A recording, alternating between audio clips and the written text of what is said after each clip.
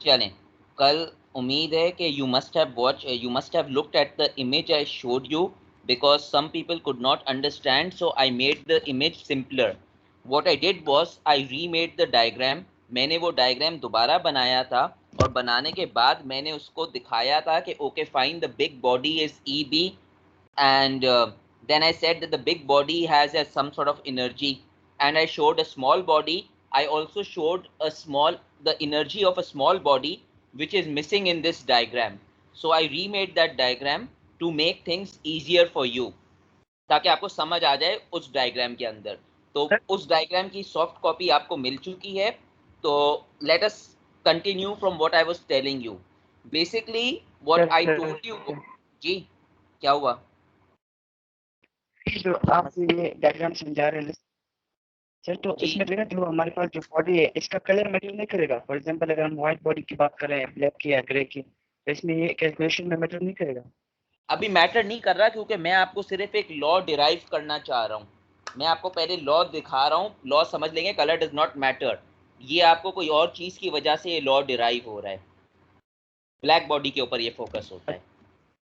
चलें। Black body के लिए जी, ब्लैक बॉडी की वजह से हर हर बॉडी के ऊपर प्ले कर लेगा ये role. It does not matter. मुझे ये बताएं एक सेकंड, 42 है, क्योंकि 42 का सवाल आज मैं जवाब दूंगा 42 के क्वेश्चन का। Very smart, 42 is not here. चले,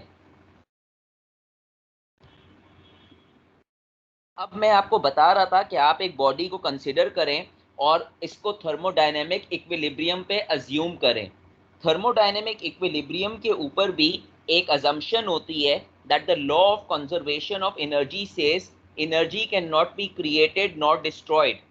जितनी एनर्जी आपकी अंदर आएगी आपकी बॉडी में, उतनी एनर्जी आपकी बाहर जाएगी उस बॉडी में, उस बॉडी से। हमारा जो फोकस ऑफ इंटरेस्ट है वो स्मॉल बॉडी है। अब स्मॉल बॉडी के अंदर it is energy absorbed is equal to energy released. जब मैं एनर्जी एब्जॉर्ब की बात कर रहा हूं, तो energy absorbed is the energy from the big body, energy absorb from the big body multiplied by the area of the small body. Why? क्योंकि वो स्मॉल बॉडी वो एनर्जी अपने अंदर एब्जॉर्ब कर रही है, बड़ी बॉडी एब्जॉर्ब नहीं कर रही। तो area multiplied by the energy which is coming into the small body, because that small body is absorbing the energy, alpha का कंपोनेंट आ जाता है, because that is getting that energy within it, because the body is A1, जो उसका absorption होगा वो भी alpha 1 हो जाएगा। So the energy coming into the body is nothing but EB, this one, EB A1 alpha 1। अब energy going out from the small body, जो small body से एनर्जी जाएगी वो डेफिनेटली उसकी एरिया की वजह से जाएगी, और वो एनर्जी जाएगी जो स्मॉल बॉडी से जा रही है। अगर अंदर EB आ रही है बिग बॉडी की एनर्जी, तो बाहर क्या जाएगी? बाहर जाएगी E1 स्मॉल बॉडी की एनर्जी। इसके अलावा अल्फा का कंपोनेंट नहीं होगा, क्योंकि अल्फा का कंपोनेंट इसलिए नहीं होगा क्योंकि सारी तो उस बॉडी ने एब्जॉर्ब कर ली। अब वो रिलीज के अंदर कुछ एब्जॉर्ब तो नहीं कर रही है, वो सिर्फ रिलीज कर रही है। तो जो बाहर वाली जो एनर्जी है दैट इज A1 E1। ये रिलेशन बनाया कर्शॉफ ने, energy in is equal to energy out. अब दूसरे केस में क्या हुआ? दूसरे केस में ये हुआ कि कर्शॉफ भाई ने क्या किया, Kirchhoff remove body 1 and Kirchhoff said I will put a body 2। obviously the body 2 is going to have a different absorptivity, the body 2 will have a different area, the body 2 will have a different energy, but the body 2 will gain the energy from the big body। तो उन्होंने क्या किया, he kept body 2, introduced it, and it will have a different absorptivity alpha 2 with the radiative energy striking। जिस तरह ऊपर वाला equation बना था, बॉडी 2 के लिए भी एक इक्वेशन बना। The energy coming inside the body 2, energy of the big body multiplied by area of the body 2 multiplied by the absorptivity factor of body 2। The energy going out from the body 2 is nothing but area of the body 2 and the energy of the body 2. Now what he did, now he said कि okay fine, big body energy यहाँ भी आ रही है, big body energy यहाँ भी आ रही है. Let me make the big body energy the subject. तो अगर मैं पहले इक्वेशन में देखूं तो this A1 and A1 can cancel out. This A1 will cancel out. What is my EB equal to? My EB is equal to E1 upon alpha 1. If I take alpha 1 on this side, ये उसने relation बनाई, E1 is equal to alpha 1. यही चीज उसने body 2 के साथ की. उसने कहा यहां भी EB आ रहा है, तो यहां भी मैं EB को इक्वेट कर सकता हूं. A2 cancel out. What did he do? क्या बच गया? E2 upon alpha 2. Keeping this in mind कि E1 upon alpha 1 is equal to E2 upon alpha 2, he made a relation that okay fine, this shows that E upon alpha यानी emissive power upon alpha उसका relation हो गया. This is exactly what I said. The law states that at any temperature, कोई भी temperature जहां पर आप equilibrium कर रहे हो, the ratio of the total emissive power to the total absorptivity is a constant for all substances which are in thermal equilibrium. आपने यहां पर thermal equilibrium बनाया, ये constant है क्योंकि चाहे आप E1 upon alpha 1 करो, आपका constant आ रहा है EB, black body की energy does not change. चाहे आप E2 upon alpha 2 करो, यही आ रहा है. चाहे आप E3 upon alpha 3 करोगे, यही चीज आएगी. तो उसने एक ये रिलेशन बना दी. Okay fine, the relation is made. Now the relation is made, we also know कि एक और रिलेशन होती है. हमने पहले पढ़ा था कि एमिसिविटी की क्या डेफिनेशन होती है. एमिसिविटी की डेफिनेशन होती है, emissivity is the emissive power upon the emission of the black body. अगर मैं इसमें ब्लैक बॉडी को सब्जेक्ट बनाऊंगा, तो मेरा जो सब्जेक्ट बन गया EB, तो इक्वेशन बन जाएगा E अपॉन इसको क्या बोलते हैं, एप्सिलॉन बोलते हैं ना, या E अपॉन एप्सिलॉन बन गया, यानी E अपॉन एमिसिविटी बन गया अगर मैं ब्लैक बॉडी को सब्जेक्ट बना रहा हूं. Compare this big body was a black body because this is the emissivity of a black body. जब मैं इस EB को सब्जेक्ट बना रहा हूं तो मेरे पास यहां पर क्या बना, E अपॉन अल्फा. जब मैंने इमिसिविटी वाला फॉर्मूला यूज किया जो कि मुझे पहले से ही मालूम था, तो मेरा क्या बना, E अपॉन एप्सिलॉन. जब मैं आपस में दोनों को कंपेयर करूंगा तो I can come up with the relation that emissivity is equal to absorptivity. Emissivity is equal to absorptivity, यानी जो उस सब्सटेंस की एब्जॉर्प्टिविटी है वही उस सब्सटेंस की एमिसिविटी है. इसीलिए ब्लैक बॉडी के लिए जब हम रिलेशन कर रहे थे, हमने क्या कहा था, हमने ये कहा था कि ब्लैक बॉडी की जो एब्जॉर्प्टिविटी होती है वो मैक्सिमम होती है 1 होती है. सारी ब्लैक बॉडी एब्जॉर्ब कर लेती है 1. और मैंने आपको क्वेश्चन पहले थ्योरी में भी ये कहा था कि स्टीफन बोल्ट्जमैन लॉ के अंदर वैसे तो कोई भी बॉडी का एमिसिविटी लगता है, मगर इस लॉ के अंदर ब्लैक बॉडी के लिए हम एमिसिविटी इसलिए नहीं लगाते क्योंकि हम एमिसिविटी 1 अज्यूम करते हैं. The real equation should be emissivity of the emission of the black body is equal to emissivity multiplied by sigma multiplied by T to the power 4. But since the emissivity is already proven to be 1, तो फिर क्या होगा कि मैं 1 को ignore कर रहा हूं, sigma T to the power 4. तो इससे हमें ये जाहिर हुआ कि जो कुछ हमारी एब्जॉर्प्टिविटी की वैल्यू होगी वही इमिसिविटी की वैल्यू होगी. अब यहां पर एक क्वेश्चन आता है कि कल मुझसे 42 ने पूछा था कि अगर एक ब्लैक बॉडी सारी एब्जॉर्ब कर रही है तो उसकी इमिसिविटी वैल्यू कुछ और क्यों नहीं आ रही. 42 आपका क्वेश्चन का आंसर हो गया. जो मैंने आपको कहा था मैं आपको कल बताऊंगा.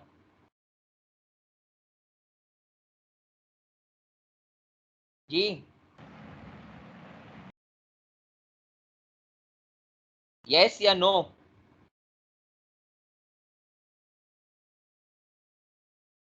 This is your answer to your question. कि जब उसमें एमिसिविटी नहीं होती तो हम उसको जीरो, जो आप कल 0 या 1 पूछ रहे थे ना, उसका आंसर ये रहा कि जो आपकी एब्जॉर्प्टिविटी होगी वही आपकी एमिसिविटी होगी की वैल्यू, और ये कर्शॉफ ने प्रूव कर दिया। प्लीज लैगिंग हो रही है, अपने वेबकैम ऑफ कर दें। बात समझ आई? यस या no? Okay, he is gone now. आगे चलूं, ये पॉइंट समझ आ गया सबको?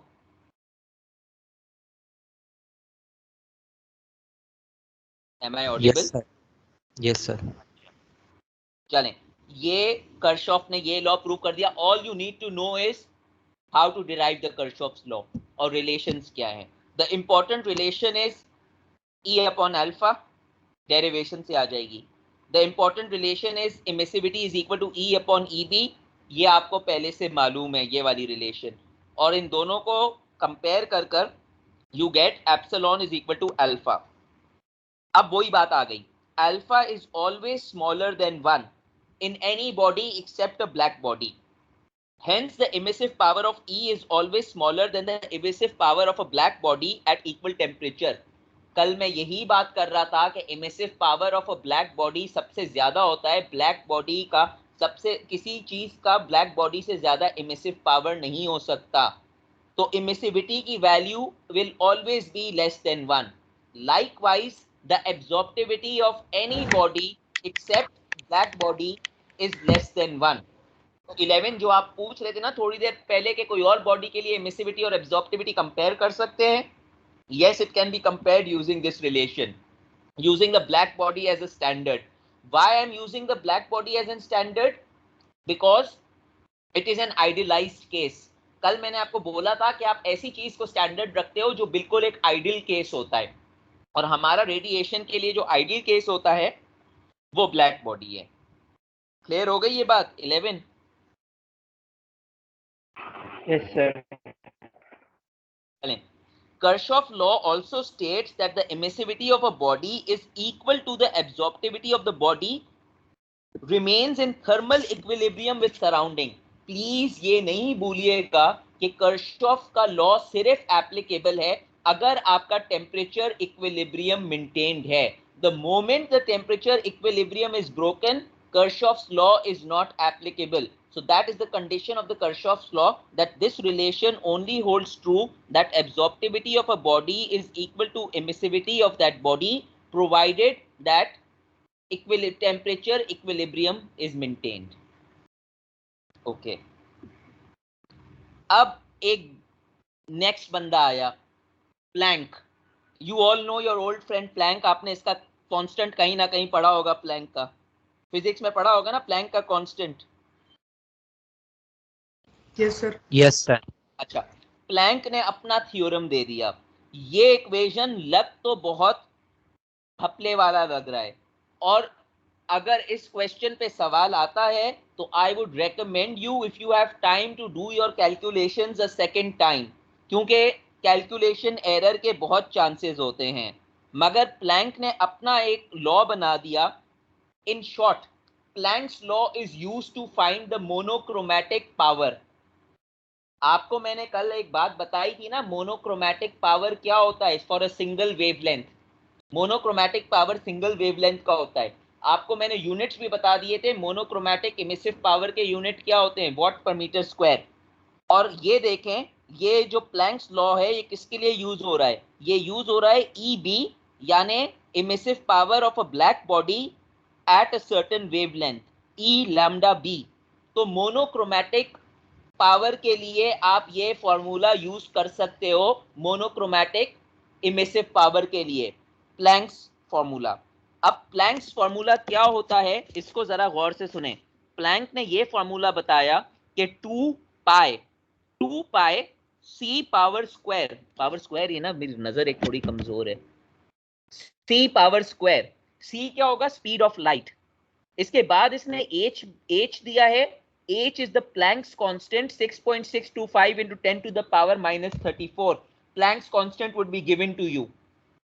Boltzmann constant will not be given to you, but Planck will be given to you. Speed of light will not be given to you. तो इसने multiply by the constant multiplied by the wavelength power 5। कौन सी wavelength power 5? ये आपको question में given होती है कि find the monochromatic power at this specific wavelength. Suppose मैं आपको बोलूं find the monochromatic power at 3 micrometre, तो आपकी जो वेवलेंथ होगी वो 3 माइक्रोमीटर होगी। क्वेश्चंस के अंदर आपको जो वेवलेंथ दी जाएगी वो माइक्रोमीटर में दी जाएगी, क्योंकि वेवलेंथ बहुत छोटी होती है, तो आपको इसको मीटर में कन्वर्ट करना पड़ेगा फॉर एसआई यूनिट। क्यों? क्योंकि ये जो एच है जूल पर सेकेंड, ये एसआई यूनिट में है, तो आपको पूरा क्वेश्चन को एसआई यूनिट में कन्वर्ट करना पड़ेगा। यहां पर तो ये माइक्रोमीटर में दे रहा है, अगर मैं आपको वेवलेंथ नैनोमीटर में दे दूं या सेंटीमीटर या कोई यूनिट में भी दे दूं, you should know how to convert it into metre. अच्छा, ये ऊपर वाली वैल्यू है। नीचे वाली जो वैल्यू है दैट इज एक्सपोनेंट, यानी e to the power ch, where h is again the Planck's constant, lambda is that specific wavelength of yours multiplied by k is the Boltzmann constant in SI unit। again this Boltzmann constant would be given to you। आपको Planck constant भी given होगा, आपको Boltzmann भी given होगा, मगर आपको Stefan Boltzmann नहीं given होगा। 5.67 into 10 to the power -8 नहीं गिवन होगा। ये कांस्टेंट भी आपको मैं दे दूंगा। Close bracket -1। बच्चे कहां पर गलती करते हैं? बच्चे मेक द मिस्टेक दैट वो इसको कंसीडर कर लेते हैं कि ये e to the power this है और ये जो -1 है ये इसी के साथ है। I am repeating, this is, पहले आप सॉल्व करेंगे e to the power this term, ये जो -1 है this is outside that term, यानी अगर e to the power something का आपका आंसर 3 आ रहा है तो ये बन जाएगा 3 - 1 2। ये माइनस का एक्सपोनेंट से कोई ताल्लुक नहीं है। What students do, they calculate this, they do -1 और उसका होल एक्सपोनेंट ले लेते हैं। तो please do not make that mistake. तो ये प्लैंक्स ने अपना लॉ दे दिया था। अब इधर दो चीजें हो सकती हैं। Planck's law can also be simplified to c1 lambda -5 is equal to exponent c2 lambda t -1। Where do they get c1 and c2 from? c1 जो है ना, उसमें इसने क्या किया है, सारे कांस्टेंट्स को मल्टीप्लाई कर दिया है। 2 कांस्टेंट है, पाई कांस्टेंट है, c स्क्वायर कांस्टेंट है, h कांस्टेंट है। इन तमाम वैल्यूज को इसने आपस में मल्टीप्लाई कर लिया एक कांस्टेंट की वैल्यू निकालने के लिए, और ये आपको मिल जाएगी, क्योंकि अगर आप देखेंगे 2 की वैल्यू एक कांस्टेंट होती है, पाई की वैल्यू 3.14 होती है, c की value 3 into 10 to the power 8 होती है, और h की वैल्यू यहां से होती है। तो आपको एक डायरेक्टली c की वैल्यू मिल सकती है जो कि होती है 3.742 into 10 to the power 8 what पर माइक्रोमीटर पावर 4 मीटर स्क्वायर।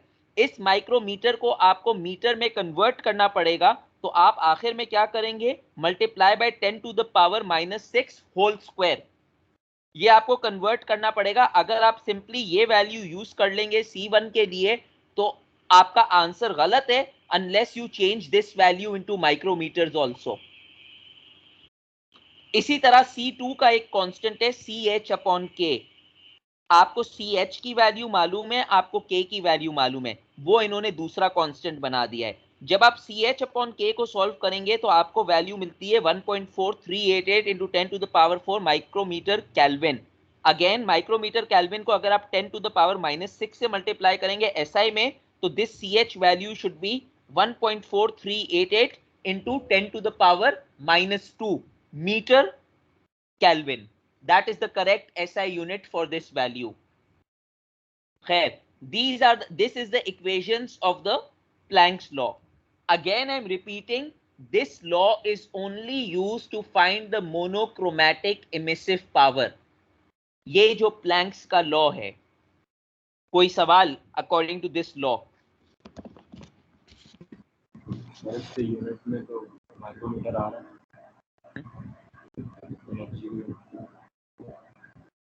देखो माइक्रोमीटर आ रहा है ना, उसको 10 to the power -6 से मल्टीप्लाई कर दो, मतलब वॉट पर मीटर स्क्वायर, फिर माइक्रोमीटर कट जाएगा।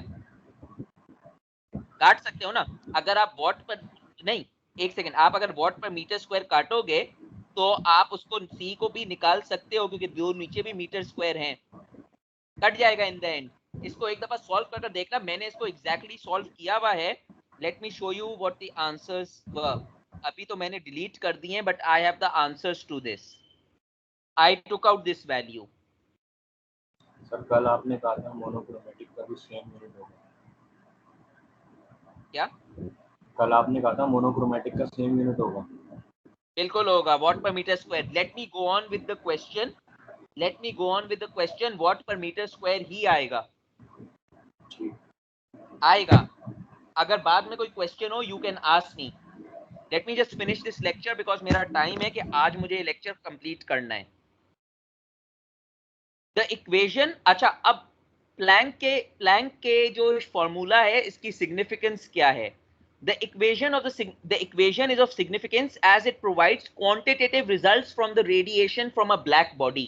आपका जो ब्लैक बॉडी के जो रेडिएशन है, ब्लैक बॉडी का जो स्पेक्ट्रम बनता है वो इस तरह का स्पेक्ट्रम बनता है। ये ब्लैक बॉडी का स्पेक्ट्रम बन गया at 4 different temperatures. Classical physics predict करती है कि इसका जो ग्राफ होता है वो यूं बनना चाहिए था। ये क्लासिकल प्रिडिक्शन है, मगर हकीकत में जब आपने देखा तो हकीकत में देखा कि आपने ग्राफ इस तरह बना है, ये 1 2 3 4। और ये देखें कि ये जो ग्राफ बन रहे हैं ये आपके इंटरेस्ट के रीजन में बन रहे हैं, विजिबल लाइट, यूवी स्पेक्ट्रम और इंफ्रारेड के दरमियान, इस स्पेक्ट्रम में लग रहे हैं। हमारा जो इंटरेस्ट है वो विजिबल लाइट का है ताकि हम देख सकते हैं इसको। ये जो आपका ग्राफ है इसको ये क्वांटिटी देता है। कैसे क्वांटिटी देता है मैं आपको बताता हूं। प्लैंक ने प्रपोज किया that energy of the electromagnetic waves is quantized rather than continuous. मैंने आपको कल बताया था क्वांटिटाइज का मतलब ये है कि ये पैकेट्स ऑफ एनर्जी में आता है जिसको हम फोटोन बोलते हैं। कंटिन्यूअस एनर्जी नहीं आती कि आती रहे, एक फोटोन का पैकेट आएगा, दूसरा फोटोन का पैकेट आएगा, तीसरा फोटोन का पैकेट आएगा। That is how the energy of electromagnetic waves can be quantized. This means that for each temperature, there is a maximum intensity of radiation that is emitted in the black body which corresponds to the peak. अब इसको देखें, Planck का मतलब क्या है इसको समझ लें, क्योंकि कुछ जो मैं आपको बोल रहा हूं ये ज्यादा इंफॉर्मेशन देगा compare to what is written in the slides. मैं आपको ये बोल रहा हूं कि मैं 4 डिफरेंट टेम्परेचर पे करता हूं। 3000 पे किया, 4000 पे किया, 5000 पे किया, 6000 पे किया। देखें 3000 की पीक डिफरेंट है, 4000 की पीक डिफरेंट है, 6000 की पीक डिफरेंट है, 5000 की पीक डिफरेंट है, 6000 की डिफरेंट है। अगर मैं आपको 5500 देता तो उसकी पीक तकरीबन कहां पर आती? समवेयर इधर आती, समवेयर आप उसकी पीक यहां पर बनाते। अब डिफरेंस क्यों आ रहा है, क्या आ रहा है, ये मैं आपको बताता हूं। तो प्लैंक्स ने ये कहा कि हर टेम्परेचर के ऊपर ब्लैक बॉडी के जो इमिशंस होते हैं या पीक्स होती हैं वो डिफरेंट होती हैं। Intensity does not follow a smooth curve. हम ये समझते हैं कि intensity follows a smooth curve जो क्लासिकल प्रेडिक्शन है, मगर इंटेंसिटी स्मूथ कर्व फॉलो नहीं कर रही है। This is intensity, this is your wavelength. Intensity देखें, it's not following this, it is making its own peaks and it is making its own spectrum. As temperature increases, as was predicted by classical physics. अच्छा, अब relation क्या है मैं आपको in short बता दूं, ये आप बाद में देखेंगे, मगर मैं आपको दो चीज बता दूं। अगर मैं आपसे क्वेश्चन में ये पूछूं कि what did Planck and Wien signify in their graph, या what can be observed from this graph, ये जो आपके सामने ग्राफ है इसमें आप क्या ऑब्जर्व कर सकते हैं? दो की फीचर्स मुझे बताएं, एनी आइडिया? सर जितनी वेवलेंथ बढ़ेगी उतना टेम्परेचर बढ़ेगा। क्या? नहीं सर, वेवलेंथ की बढ़ेगी उतना ही पीक जाएगा टेम्परेचर का। अच्छा, कोई और पॉइंट बताएं। टेम्परेचर एक चीज तो टेम्परेचर रिलेट कर रही है।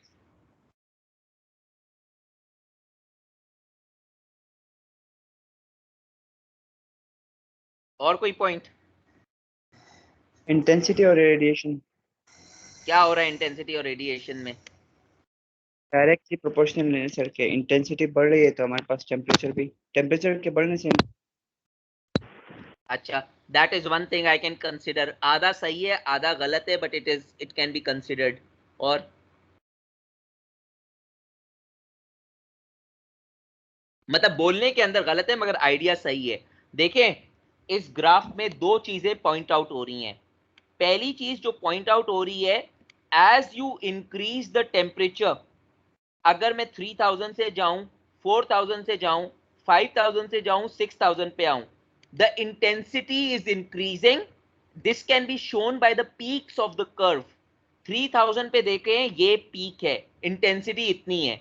4000 पे इसकी पीक यहां बन गई, 5000 पे इसकी पीक यहां बन गई, 6000 पे इसकी पीक यहां बन गई। तो one of the points that can be observed from this graph is that as the temperature rises, the intensity of your radiation या the intensity of your intensity increases. Intensity increases का मतलब ये हुआ कि आपकी थोड़ी सी एनर्जी भी increase होगी।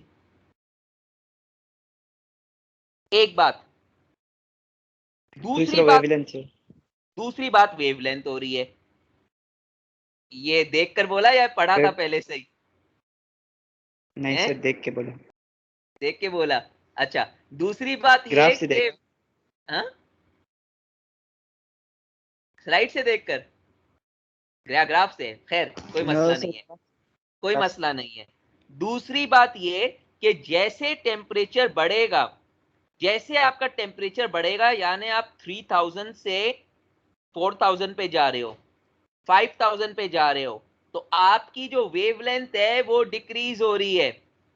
और वो भी होनी चाहिए। अगर इंटेंसिटी इंक्रीज हो रही है यानी फ्रीक्वेंसी इंक्रीज होगी।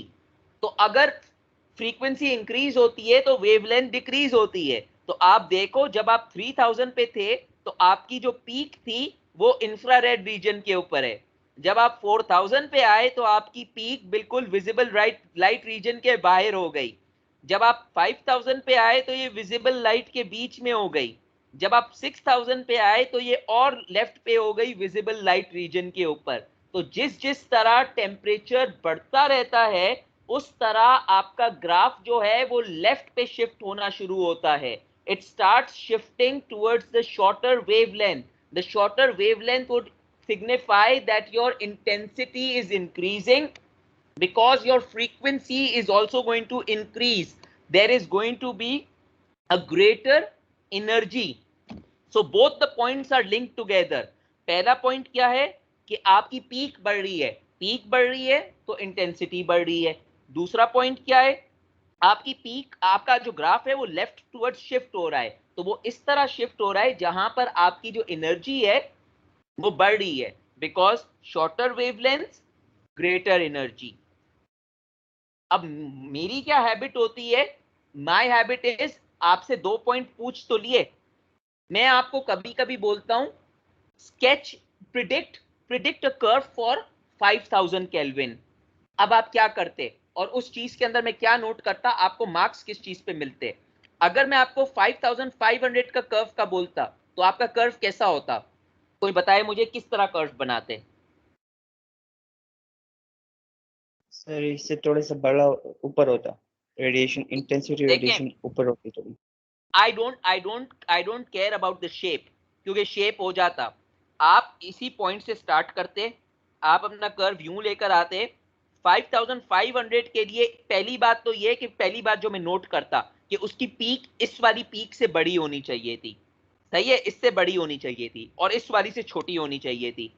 दूसरी बात जो मैं नोट करता वो ये होता कि जो उसका पीक जहां पर आ रही है ना, अगर इसकी पीक यहां पर आ रही है और इसकी पीक यहां पर आ रही है, जो पीक होती वो समवेयर इन बिटवीन होती।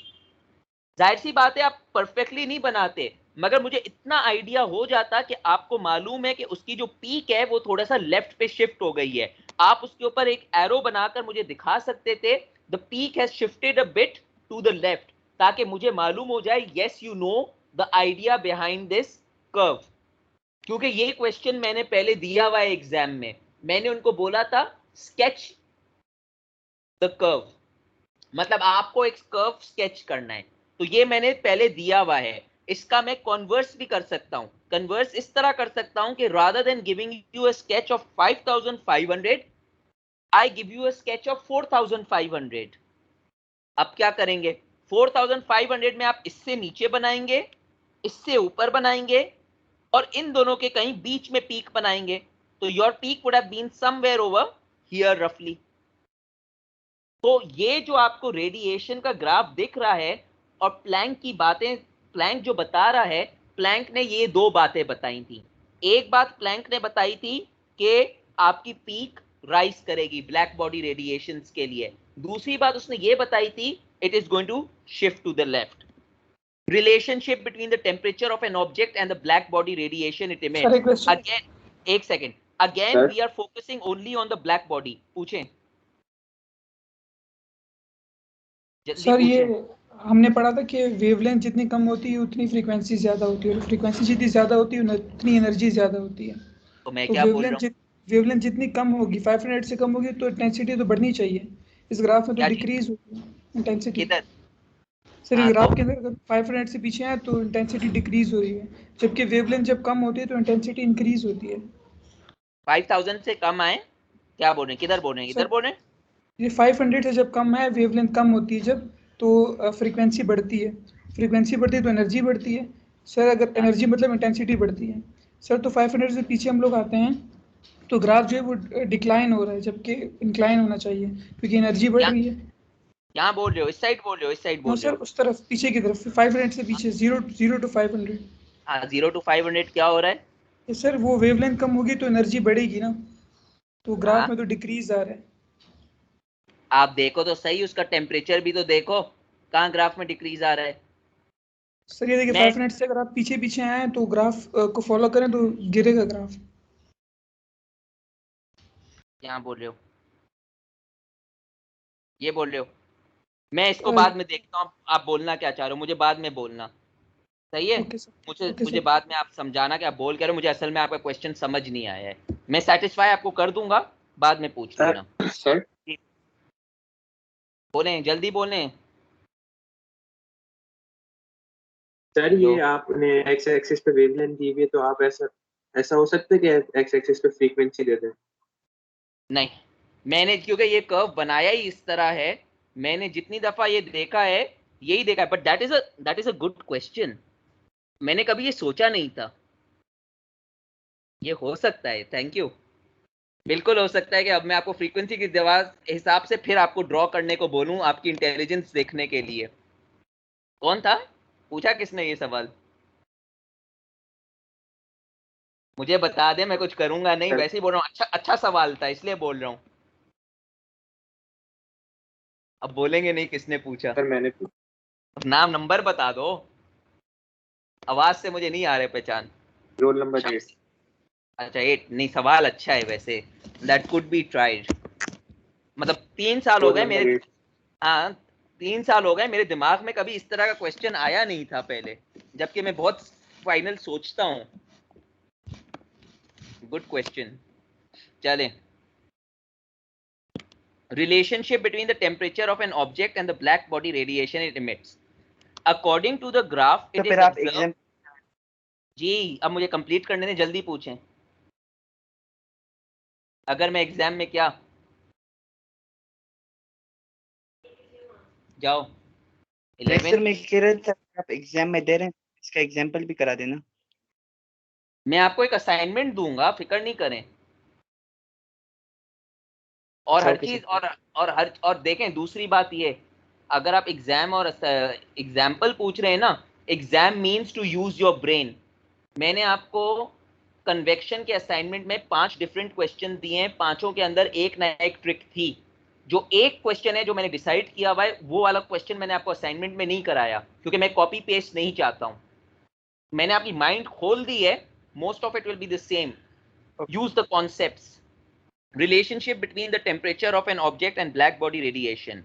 According to the graph, it is observed that at relatively low temperature, most of the radiation emitted at wavelength longer than 700 nanometer, which falls in the infrared portion of the spectrum. जब आपके आपके temperature low होगा, low temperature, most of the radiation is emitted in wavelength longer than 700 nanometre. अब आप ये देखें कि जब आपका टेम्परेचर 3000 से कम है तो आपकी ज्यादातर जो पीक्स हैं वो ज्यादा इस इंफ्रारेड रीजन 700 तक आ रही हैं। अब देखें, as the temperature of the object increases, maximum intensity shifts to shorter wavelength। यही बात मैं आपको बोल रहा था, 3000 से 5000 पे देखें, 5000 पे 6000 पे देखें, shorter wavelength का मतलब your curve goes towards the left।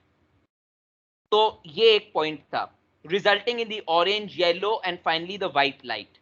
The energy emitted at all wavelength increases with a rise in temperature। यही बात मैंने आपको पहले बोली थी, shorter wavelength energy increases, side by side as the temperature increases peak increases, so intensity is going to increase। अब एक बंदा आया जिसने एक पर्टिकुलर लैम्डा मैक्स की एक रिलेशन बताई, इसका नाम था वेन। वेन ने क्या किया, वेन ने अपना डिस्प्लेसमेंट लॉ दे दिया। Vane's displacement law states that the black body radiation curve for different temperature will peak at different wavelengths that are inversely proportional to the temperature। Vane ने ये कहा कि कोई भी black body radiation curve है वो different temperatures पे peak करेगा different wavelength के लिए। The shift of the peak is the consequence of the Planck's relation law। इसने ये कहा कि ये जो shift हो रहा है ना, ये प्लैंक की लॉ की वजह से हो रहा है। जो प्लैंक ऑलरेडी बोल चुका है कि जिस तरह मैं टेम्परेचर बढ़ा रहा हूं, मेरी जो पीक है वो भी बढ़ रही है और मेरी जो पीक है वो लेफ्ट पे शिफ्ट हो रही है। उसको नजर में रखकर वेन ने एक लॉ बनाया कि वेन ने कहा कि मैं मैक्सिमम लेंथ ढूंढ सकता हूं, मैं मैक्सिमम वेवलेंथ ढूंढ सकता हूं। तो पहली बात तो ये कि वेन का जो लॉ होता है ना वो मैक्सिमम पॉसिबल वेवलेंथ का होता है। तो वेन का क्या लॉ है, लैम्डा मैक्स। तो please do not write it as lambda is equal to B upon T. अगर मैं lambda is equal to B upon T लिख देता हूं, इसका मतलब है एनी लैम्डा के लिए मैं फाइंड कर सकता हूं। वेन का लॉ सिर्फ मैक्सिमम पॉसिबल वेवलेंथ के लिए हो सकता है और कोई वेवलेंथ के लिए नहीं हो सकता।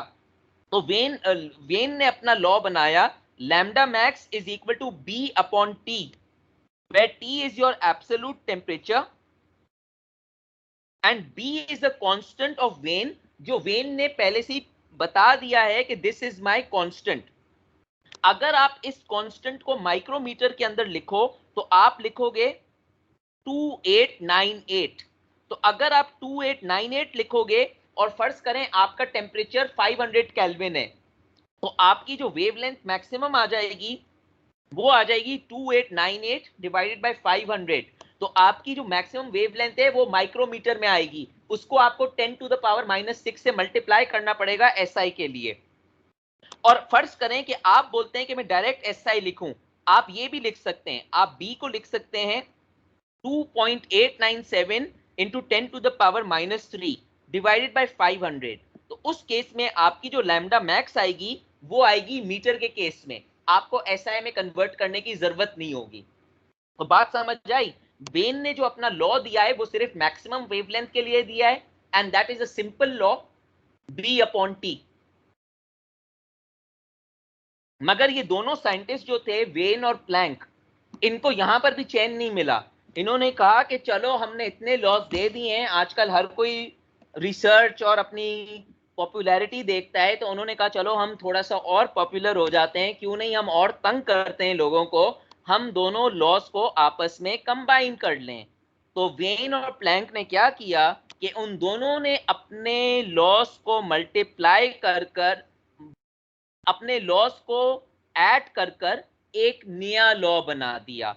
जो नया लॉ बना that is a combination of Wien's law as well as Planck's law.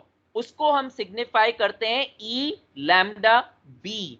E lambda B क्या बोलता है, मैक्सिमम मोनोक्रोमैटिक, यानी मैक्सिमम मोनोक्रोमैटिक वेवलेंथ। प्लैंक्स का लॉ क्या था, मोनोक्रोमैटिक वेवलेंथ के लिए। वेन का लॉ क्या था, मैक्सिमम वेवलेंथ के लिए। और इन दोनों का कॉम्बिनेशन क्या हुआ, मोनोक्रोमैटिक मैक्सिमम वेवलेंथ। तो अगर आपको इस तरह का कोई क्वेश्चन आए तो आपको मालूम होना चाहिए कि आपको इन दोनों का कॉम्बिनेशन लिखना चाहिए। तो maximum monochromatic wavelength per unit wavelength, यानी मैक्सिमम मोनोक्रोमैटिक पावर या maximum monochromatic emissive power for a particular wavelength, उसका जो फॉर्मूला होता है वो होता है, ये ऑलरेडी डिटरमिन्ड है, 1.285 into 10 to the power -5 t to the power 5। ये वाहिद जगह है रेडिएशन में जहां पर आपका t पावर 5 के ऊपर होगा। बाकी तमाम जगहों पर आपका t पावर 4 पे जा रहा है according to the Stefan Boltzmann law, मगर इस केस के अंदर आप t टू द पावर 5 ले रहे हो, जो इन दोनों ने अपने लॉ को कंबाइन किया। You do not need to know how they combined it, इन्होंने कुछ लगाई होगी साइंस, आपस में कंबाइन किया, they just came up with this law which they called as the combination of Planck's law and Wien's displacement law, maximum monochromatic wavelength. That is all. Again I am repeating, एक दफा गौर से सुन लें, Planck's law monochromatic emissive power, Wien's law maximum wavelength, combined law maximum monochromatic wavelength. Question में आपको given होगा कि किस तरह करना है, क्या करना है, but you should know which law to apply where, क्योंकि कभी ये होता है कि क्वेश्चन में कुछ और पूछता हूं, लॉ कुछ और मिलता है। इक्वेशन आपको सारे गिवन होते हैं जो देने के होते हैं। ये क्या चीज है? ये वही चीज है जो आपको पहले ग्राफ में बताई थी।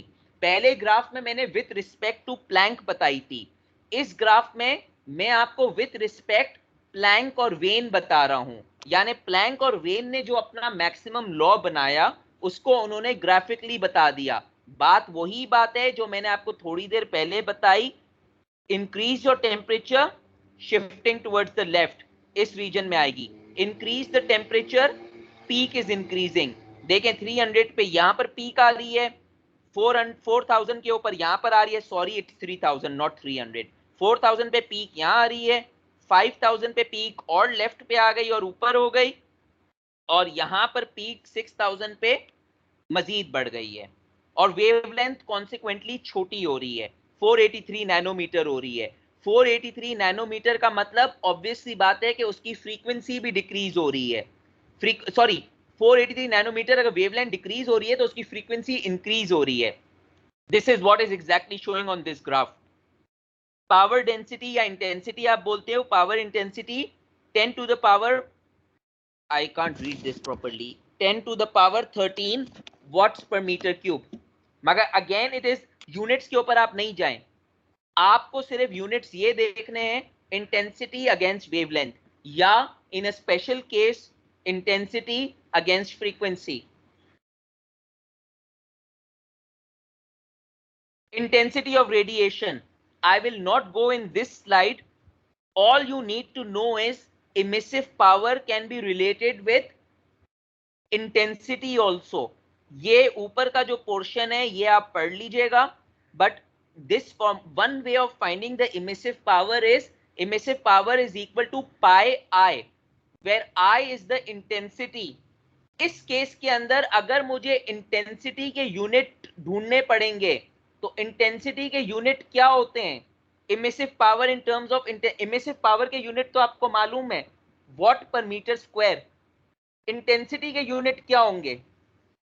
Any guesses? वही होंगे सर। वो नहीं होंगे सर आए तो सर वो कांस्टेंट है सर, तब तो नहीं पड़ेगा सर। और एक आई कांस्टेंट नहीं है। इंटेंसिटी के जो मैं आपको यूनिट बता रहा हूं, इसको कहीं लिख लें। इंटेंसिटी के जो यूनिट होंगे ना, वो होंगे वॉट पर मीटर स्क्वायर, यहां तक तो आप सही थे। Steradian, watt per metre square steradian. Do you know what a steradian is? It's a unit of angle. यहां पर जो 2 पाई बन रहा है, बिकॉज द अर्थ के ऊपर एक एंगल बनता है, मैं इसकी फिजिक्स में जाना नहीं चाह रहा हूं, ये वाली स्लाइड आप इग्नोर कर दीजिएगा। जब आप रेडिएशन कंसिडरेशन करते हो तो वो एक सॉलिड एंगल बनता है, ये angle theta. To find out the intensity can only be found out because of this angle. इस एंगल के जो यूनिट होते हैं वो होते हैं स्टेरेडियन। जैसे रेडियन एक एंगल का यूनिट होता है ना, थीटा एक एंगल का यूनिट होता है, इसी तरह स्टेरेडियन एक एंगल का यूनिट होता है। तो इंटेंसिटी का यूनिट मैं आपको बता रहा हूं, the intensity of unit is watt per metre square steradian. I don't know if you write it SRE या STRE, दोनों में से एक फॉर्म लिखते हैं। तो ये जो होता है ये है वॉट पर मीटर स्क्वायर, ये जो स्टेरेडियन है ये मीटर स्क्वायर से मल्टीप्लाई हो रहा है। This is not watt per metre square multiplied by steradian, ये स्टेरेडियन नीचे आ रहा है, तो ये इंटेंसिटी का यूनिट है। ये मैंने आपको इसलिए बता दिया because one of the questions is find out the intensity, इसीलिए मैं आपको अभी बता रहा हूं कि इंटेंसिटी का यूनिट ये है। This slide can be ignored. The only reason I gave you this slide was I wanted to show you that intensity is only measured because of the solid angle. If you want to read about solid angle, you can Google it out. But this is where the steradian comes in inside the formula. There is a big derivation behind it. अब एक बंदा और आ गया, Lambert. Lambert ने अपना law दे दिया, it is called the Lambert cosine law. Lambert cosine law होता है कि आप इमिसिविटी ढूंढते हो at a certain angle where En is the emissive power of the radiating surface in the direction of the normal. En आपका emissive power in the direction of the normal होता है, cos theta आपका angle होता है। Lambert's cosine law states that the total emissive power E0 from a radiating plane surface in any direction is directly proportional to the cosine of the angle of emission. ये simple formula है Lambert का। The above law is true only for diffuse radiation. अच्छा, अब यहां पर एक catch है। आज से 2 साल पहले की बात है, 1/8 थे आपकी जगह के ऊपर। मैंने 1/8 को आखिरी पार्ट ये दिया था, using Lambert's cosine law find me the emissive power of regular reflection eight 54 degree theta. बच्चों ने 54 डिग्री थीटा तो देख लिया, उन्होंने क्वेश्चन नहीं देखा कि क्वेश्चन वाज रेगुलर एंगल। और क्वेश्चन को मैंने रखा भी 3 नंबर के लिए था। मैंने कहा इनकी मैं इंटेलिजेंस देखता हूं, 3 नंबर के लिए सवाल रखा था कि ये समझें कैलकुलेशन करना है। Out of a class of 72 people, 1 student said not possible, the rest of the 76 said possible. So that one person got 1.5 on 3. आपको उसका रीजन भी मैं बताऊंगा, उसको मैंने 1.5 आउट ऑफ 3 क्यों दिया, रिकॉर्डिंग के बाद मैं आपको बताता हूं 1.5 क्यों दिया, बाकी उसको 3 क्यों नहीं दिया मैंने। अच्छा, तो ये देखिएगा कि मेरा क्वेश्चन क्या है। मैं दोबारा रिपीट कर रहा हूं, the above law is true only for diffuse radiation, यानी your radiation can not be regular. I will stop here.